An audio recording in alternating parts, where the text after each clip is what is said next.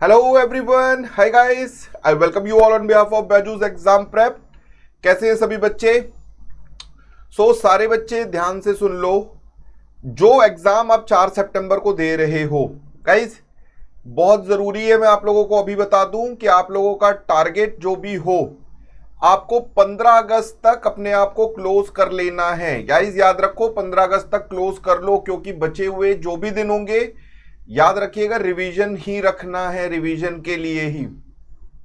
आप सभी बच्चे ये याद रखो, अगर आप 15 अगस्त के दिन को काउंट करते हो तो 15 अगस्त का दिन मोटा मोटा आप आज के दिन से अगर आप काउंट करते हो तो 45 से 50 डेज के बीच का कहीं पड़ता है। गाइज इतना ही वक्त है हमारे पास, याद रखिएगा। ऑन टोज पढ़ाई करिए और इस तरह से पढ़ाई करिए कि देयर इज नो टुमारो, कोई भी कल का दिन बचा नहीं है। इस तरह से पढ़ाई करना है कि यही आखिरी अटेम्प्ट है, ठीक है। सो गाइज आज के सेशन में हम क्या कवर करने वाले हैं? आज के सेशन में हम वो सारी बैटल्स के बारे में डिस्कस करेंगे जिसने भारत के इतिहास को बदल डाला। गाइज बहुत जरूरी है याद रखना कि वो बैटल्स के बारे में आज हम पढ़ेंगे जिसने भारत के इतिहास में एक जिसको कहते हैं अमिट छाप छोड़ी है। सारे बच्चे इस चीज को ध्यान से रखो। मैं वो सारे बैटल्स को याद करूंगा जिससे मॉडर्न इंडियन हिस्ट्री चेंज हो गई। अब मॉडर्न इंडियन हिस्ट्री चेंज हो गई है तो मैं एक पहला बैटल लेकर आऊंगा जो कि मेडिवल इंडियन हिस्ट्री से होगा, और मैं उसको जस्टिफाई करूंगा आपके सामने कि किस तरह से ये जो बैटल था इसने मॉडर्न इंडियन हिस्ट्री को चेंज कर डाला है। So before we go further guys, मैं आप सभी बच्चों को इनवाइट करना चाहता हूं कल के लिए। मैं ग्रेनेडियर योगेंद्र सिंह यादव पर एक छोटा सा आपके लिए मोटिवेशन सेशन लेकर आना चाहता हूं कि वो क्या बहादुरी हो सकती है, वो क्या दृढ़ इच्छा जिसे हम कहते हैं, वो क्या हो सकता है ऐसा कि 15 गोलियां खाने के बाद भी देश से प्यार वो खत्म नहीं हुआ। ग्रेनेडियर योगेंद्र सिंह यादव आपको याद रखना है, जीवित परमवीर चक्र है। मैं इनके ऊपर कल सेशन एक लेकर आ रहा हूं 30 जून थर्सडे 8 PM। मैं चाहता हूं आप सभी बच्चे यहां पे प्रेजेंट रहें। सो गाइज आगे बढ़ते हैं और ध्यान से देखते हैं। सबसे पहले मैं इस बैटल की मैं बात करना चाहता था आप सभी बच्चों से, बैटल ऑफ सामूगढ़। मेरे बच्चों, बैटल ऑफ सामूगढ़ जब भी हम बैटल ऑफ सामूगढ़ पढ़ेंगे, आप सभी बच्चों को यह याद रखना है कि इसने बेसिकली जो मॉडर्न इंडियन हिस्ट्री की शुरुआत होनी थी वो चेंज कर डाली थी।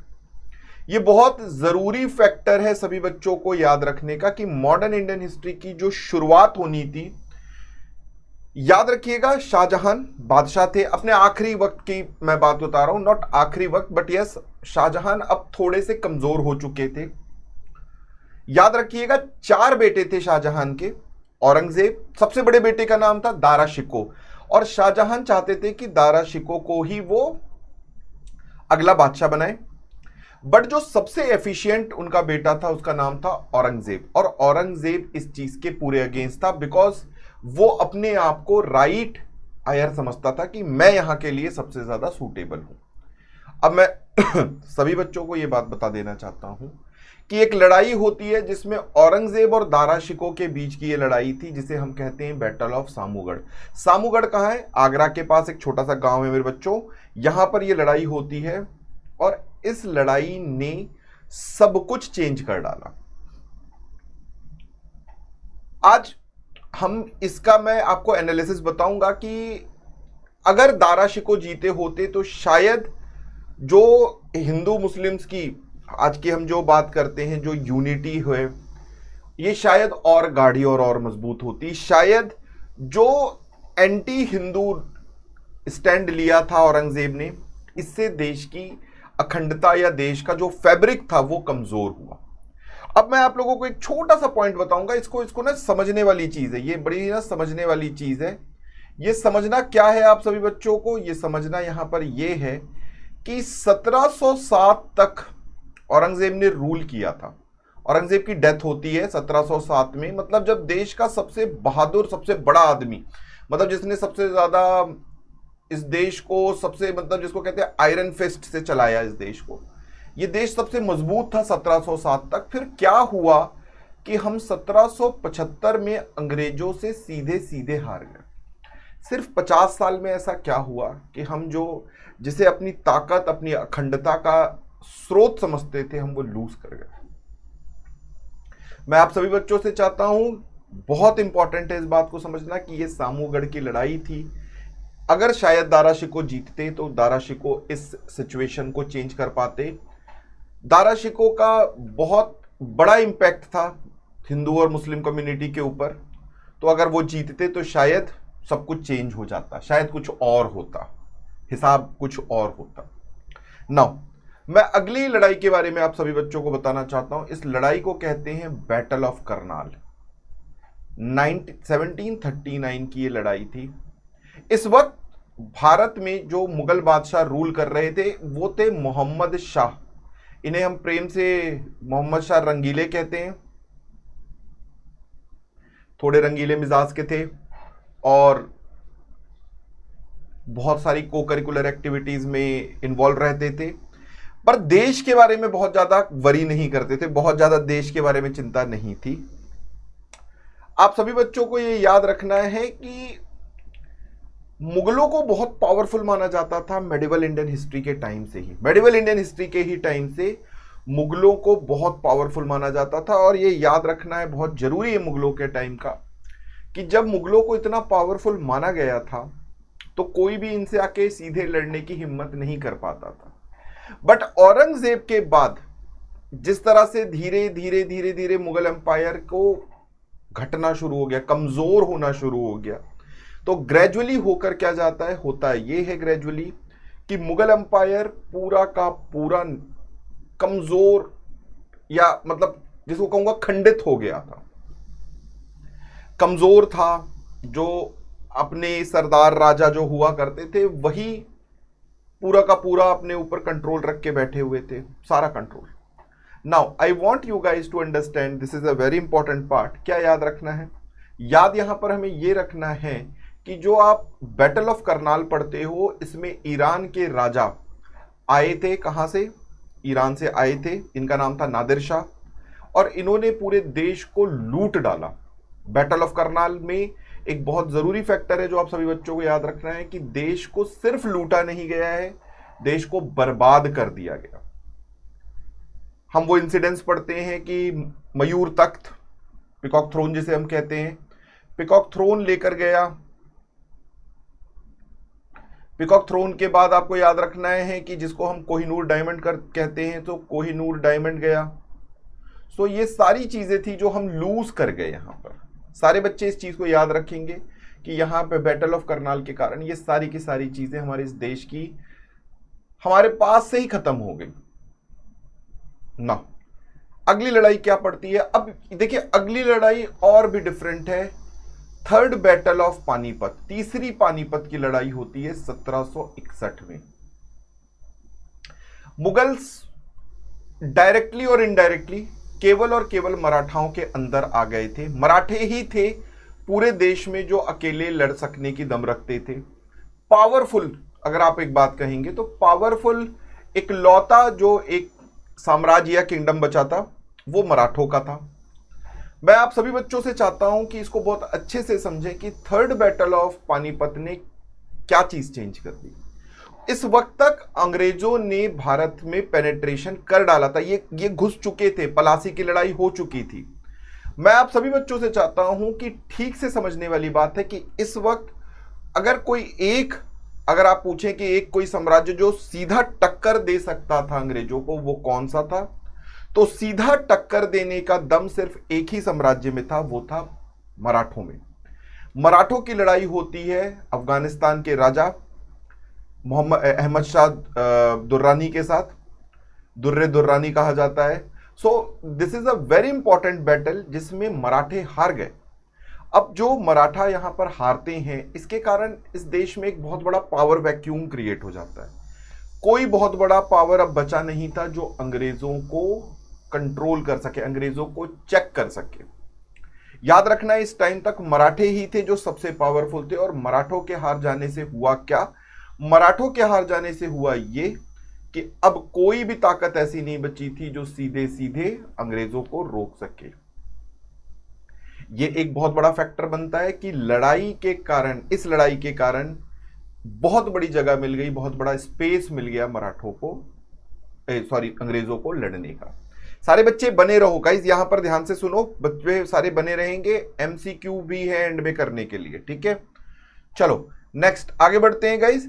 अब आप समझो बैटल ऑफ पलासी, 1757 की ये लड़ाई थी, बैटल ऑफ पलासी। इसने भारत का टर्निंग पॉइंट कहा जाता है इसको, इसे भारत का turning point, modern Indian history का टर्निंग पॉइंट कहा जाता है। अंग्रेज जो आज तक, आप सभी बच्चे याद रखिएगा, अंग्रेज जो आज तक सिर्फ और सिर्फ मर्चेंट्स माने जाते थे, सिर्फ मर्चेंट्स थे जो इस देश के लिए डिफरेंट तरह का प्रोडक्ट सेल परचेज किया करते थे, आज उन्होंने सीधी आंखें दिखा दी थी बंगाल के राजा को, बंगाल के नवाब को। और मैं ना एक चीज इस पे पॉइंट करना चाहता हूं कि बंगाल उस जमाने का सबसे पावरफुल, सबसे रिच स्टेट हुआ करता था, तो जो बंगाल को ही सीधे आंखें दिखा दिया, तो वो तो एक बहुत खतरे की घंटी थी। सारे बच्चे इसको याद रखेंगे, बहुत ही बड़ी खतरे की घंटी थी ये। और बंगाल के नवाब को हराया। देखिए बंगाल इतना पावरफुल था क्यों, ध्यान से समझिएगा। बंगाल सबसे रिच राज्यों में आया करता था मुगलों के। दूसरी चीज कि बंगाल की रिचनेस का कारण था यहां की फर्टाइल जमीन, यहां का मैन पावर बहुत ज्यादा था। एक बहुत फेमस कोट है, बहुत ही फेमस कोट है कि French were searching the key of India in south, Robert Clive found it in Bengal. So key of India, अगर हम बात करते हैं कि की ऑफ इंडिया क्या था, सो key of India was the richness of India, और वो बंगाल से अंदर जाती है। सारे बच्चे इस पॉइंट को नोट करेंगे कि बैटल होती है अंग्रेजों और नवाबों के बीच में, नवाब सिराजुद्दौला के बीच में ये लड़ाई होती है। मैं आप सभी बच्चों से चाहता हूं कि इसको नोट करेंगे कि नवाब सिराजुद्दौला की ये जो लड़ाई होती है, इसमें नवाब के जो जनरल थे, इनका नाम था मीर जाफर। इतिहास जानता है कि मीर जाफर को गद्दारे आजम के नाम से जाना जाता है। इन्होंने धोखा दिया, नवाब की सेना को धोखा दिया, और नवाब की सेना इससे हार गई। हार जाने के कारण हुआ क्या, हार जाने के कारण यह हुआ कि जो सबसे बड़ा राज्य था, जो सबसे पावरफुल राज्य था मुगलों का, उसको पकड़ लिया अंग्रेजों ने। मतलब भारत की मैं ये कहूंगा कि जो नब्ज थी वो पकड़ ली अंग्रेजों ने, और इसे फिर इतना एक्सप्लॉइट किया गया है, इतना एक्सप्लॉइट किया गया है कि आप जानते हैं, रेस्ट इज हिस्ट्री। बहुत ही जरूरी फैक्टर है जो आप सभी बच्चों को ये याद रखना है। ओके, नाउ अगला एक जो मैं बहुत जरूरी बैटल मानता हूं कि भारत में मॉडर्न इंडियन हिस्ट्री के टाइम पर जो एक बैटल बहुत, जिसने चेंज कर दिया, सब कुछ चेंज कर दिया, उसे मैं कहता हूं बैटल ऑफ बंदी वॉश। मैं सभी बच्चों से चाहता हूं कि पूरा फोकस रखें और ठीक से समझें कि जब बैटल ऑफ बंदी वॉश की बात करते हैं तो इस देश में फ्रेंच क्या कर रहे थे। फ्रेंच भी आए, बिजनेसमैन की ही तरह थे, पर फ्रेंच ने अंग्रेजों का काउंटर प्रोवाइड किया था, काउंटर वेट प्रोवाइड किया था अंग्रेजों को। अंग्रेज जहां कहीं पर भी अपने आप को बहुत ज्यादा ताकतवर दिखाने की कोशिश करते थे, फ्रेंच उनको काउंटर करते थे। याद रखिएगा बैटल ऑफ बंदी वॉश एक जगह पड़ती है तमिलनाडु में। यह लड़ाई होती है अंग्रेजों के और अंग्रेजों और फ्रेंच के बीच में, और 1760 की ये लड़ाई है, और इसके कारण तीसरी कार्नाटिक की लड़ाई शुरू हो गई। गाइस सारे बच्चे मैं चाहता हूं इसको लिखिए कि इसके कारण ही तीसरी कर्नाटक की लड़ाई होती है। और जब ये लड़ाई होती है तो फ्रेंच हार जाते हैं, और फ्रेंच हमेशा के लिए इन्हें भारत छोड़ के जाना पड़ता है। भारत छोड़ के जाना, इससे मेरा मतलब है कि जो इनकी लड़ाई थी ब्रिटेन की के साथ, वो उन्होंने खत्म कर दी और अपने आप को फोकस किया पौंडीचेरी, माहे, कराईकल, ईस्टर्न कोस्ट की तरफ। सारे बच्चे याद रखिएगा कि पौंडीचेरी इनका स्ट्रॉन्ग होल्ड हुआ करता था फ्रेंच का। फ्रेंच ने अपने आप को वहीं पे रिस्ट्रिक्ट किया। सो गाइज बैटल ऑफ बंदी वॉश आप लोगों को याद रखना है कि इस लड़ाई के बाद हमेशा के लिए फ्रेंच खत्म हो गए थे। आइए अगली लड़ाई पढ़ते हैं। अब नाउ अगली लड़ाई जो तीसरी लड़ाई आती है वो है बैटल ऑफ बक्सर। मेरे बच्चों बैटल ऑफ बक्सर एक पूरी ही अलग तरह की लड़ाई है, पूरी ही एक अलग तरह की लड़ाई है। अंग्रेजों ने, जो कि कल तक ट्रेडर्स होते थे, आज आंख से आंख मिला के सीधे सीधे टक्कर ले लिया। किससे? याद रखिएगा, खुद शाह आलम मुगल बादशाह से। और उनका साथ किस किसने दिया था? मुगल बादशाह के साथ कौन कौन थे? मीर कासिम थे, मीर कासिम। और आप सभी बच्चों को यहां पर लिखना है कि Mir Qasim is a very important name. सारे बच्चे इसको लिखेंगे, Mir Qasim was a very important name. Shuja-ud-Daula, Nawab of Awadh, ये तीनों लोग थे जिनके कारण मिलकर ये लड़ाई होती है। नाउ मैं ये चाहता हूं कि आप सभी बच्चे इस चीज को ख्याल रखेंगे।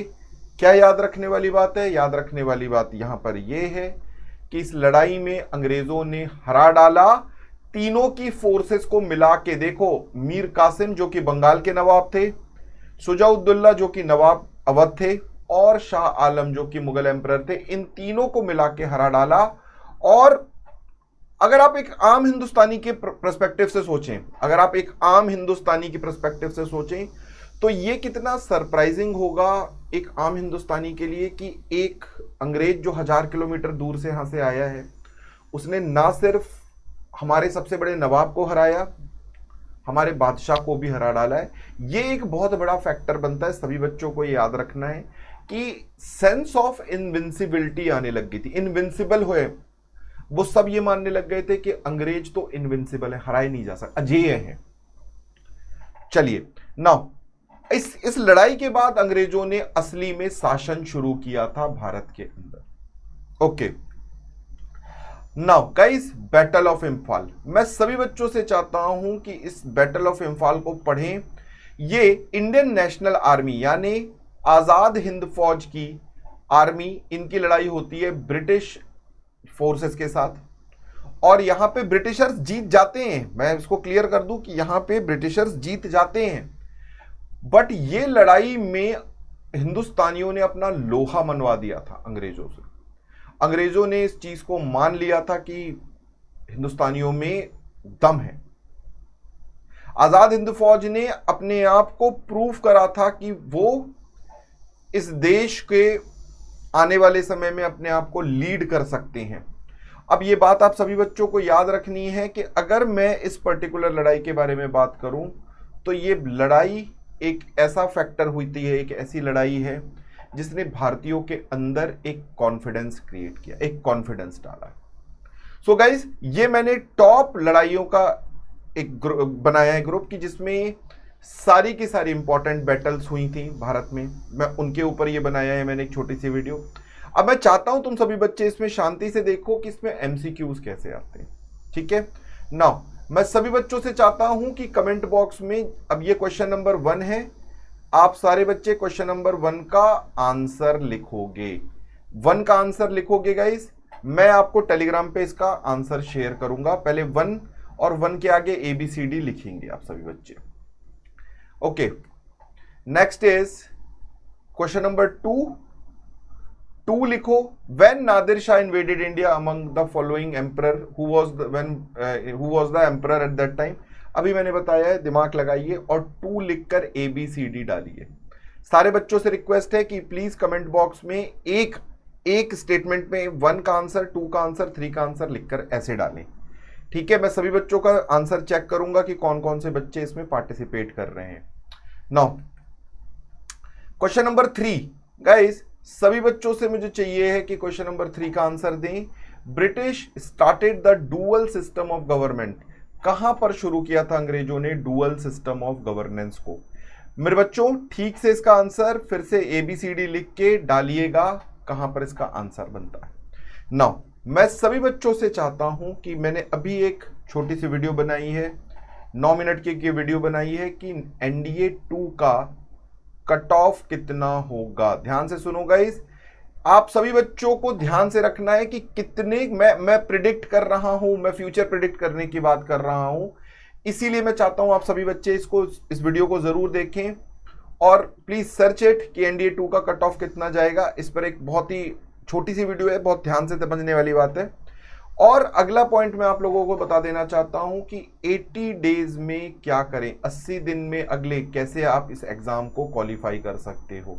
आई नो कि एग्जाम के लिए इतने दिन नहीं बचे हैं, बट आप स्ट्रेटेजी में अपने कर लेने लायक चीजें इकट्ठा कर सकते हो। Please go and watch this video, it will help you for your examination preparation. मैं चाहता हूं सभी बच्चे पूरी ईमानदारी से एक बार इस वीडियो को जरूर देखें, it will help you with your preparation.